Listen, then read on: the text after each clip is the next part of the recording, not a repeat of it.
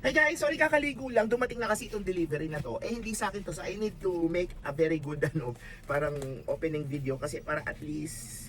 Hi Ate Sally, shoutout sa iyo. Nandito na yung delivery mo. Sa akin kasi pina-order. Kasi gagamitin niya to sa mga halaman niya. So open muna natin. Huwag natin tanggalin. Huwag natin sirain yung resibo kasi para at least, ayan. Ito na ha.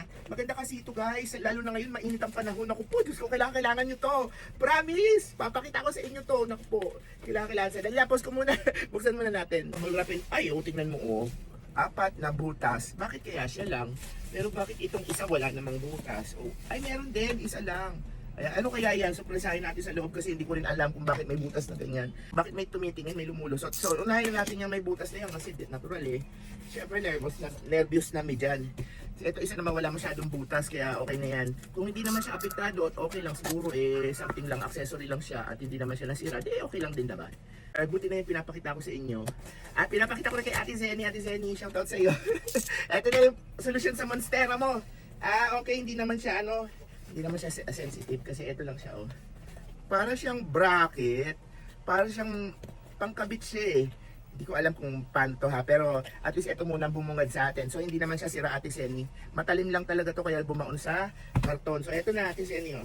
Hey guys, nabuksan na natin. Tapos tingnan nyo guys oh, tingnan nyo siya. Pero alam nyo naman na siguro ito no. Ayan, dito natin siya ipapatong guys oh. Para ito ilalagay natin sa pinaka pole ng fan. Mamaya demo ko sa inyo tungkol dito sa na to, platform na to. Hindi naman siya babasagin guys. Lahat plastic unat kaya wala kayong dapat ipag-alala. So eto naman, kung makikita nyo sa loob, ito yung floater oh.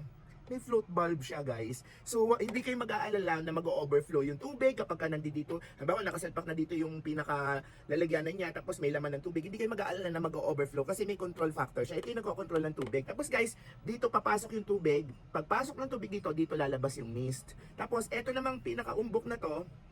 Ito yung pinaka-guide ninyo para maikabit ninyo yung parang water reservoir niya. Guys, ipakita ko sa inyo yung water reservoir niya. Ito, sorry malit kasi yung space. Ayan, ito yung pinaka-water reservoir niya. Kung mapapansin nyo, ayan o. Ito yung kinokontrol ng float valve. Pagka pinindot mo to, lalabas yung tubig niya. So, hindi ko muna pipindutin kasi nilagyan ko na siya ng konting tubig. Tapos, kasi gusto ko i-testing kasi natin siya. Pero dito naman, lalabas yung mist. Kasi dyan yan eh. Dito naman papasok yung pinaka-mist, which is doon yung i-shoot yung nag-create na mist na ito. Sila. Ito. Yan. So, dito niya i-shoot. Tapos, dito lalabas yung mist. So, yung takip, as usual, ito guys, ay nakita niyo yung pinakabilog na yan. I-shoot nyo lang doon sa ito. Yan. Para, yung hose naman, dito nyo ilalagay. Tapos, rekta na doon sa pinaka-fan. Pero, hindi ko muna ilalagay yung hose. Testingin lang muna natin. Testing phase, kung gumagana.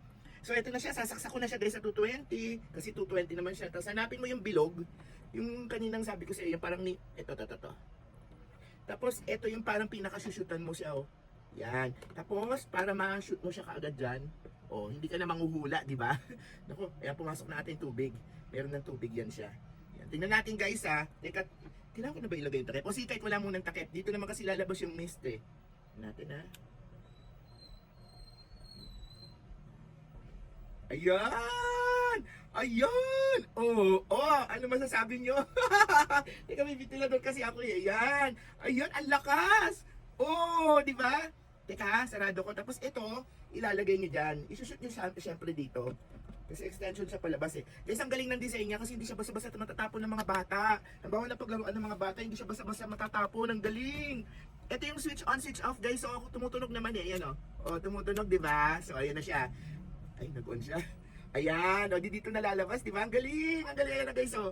Ang laki nito guys. Ilang litro kaya to? Grabe. Kahit ata magdamagan ito, okay lang. Walang problema. Suday. Si Ate Senny, gagamitin to sa mga halaman niya kasi may mga malalaki siyang monstera. Kailangan talaga noon na may proper moisture yun. Syempre, summer ngayon. So, kung meron man kayong mga indoor gardening din or indoor garden, maganda to guys.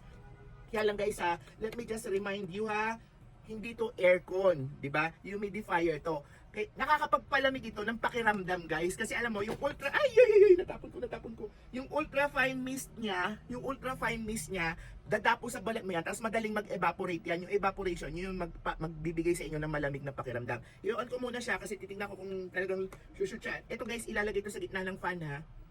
So kung may mga stand fan kayo, ayan na, tapos ba, may fan kayo, tingnan yung electric fan ko, Hinahagod na siya. Ayan o. May fan kasi ako dito ngayon, Xiaomi ko eh. Ayan o. Oh! So ito, lalagay niyo sa gitna ng fan, tapos itatayo niyo to sa pinakapaanan ng fan. O, di ba? Ang ganda! O, pakita ko sa inyo na nakalagay ito sa fan, ha? Guys, so kung makikita niyo, itong puti yung pinaka-floater, yun ang nagde-decide kung i-stop niya na yung intake ng tubig o hindi. Ayan o. Kita niyo. Gumaganyan-ganyan siya. Umaangat-angat siya. Float valve ang tawag dyan. Tapos guys, ilalagay niyo siya dito. Ito, nilagay ko na yan dyan. Tapos ilalagay niyo yan siya dito. Yan. Okay? Ito na nga guys, kaya lang kasi medyo ibang klase kasi itong fan ko. Alam niyo naman to Xiaomi ito. Hindi ko makabit ito. Ayoko mag-take ng risk. Pero dito to kinakabit to. Alam mo yung sa mga ordinary fan. Pero pwede rin naman siyang ikabit. Kaya lang ayoko kasi mag-tornilyo. Ayan, iba-iba naman yung sukat ng pwede niyong pagkabitan na tornilyo. So hindi ko na ikakabit. Pero ito, nakita niyo to. Ayan o.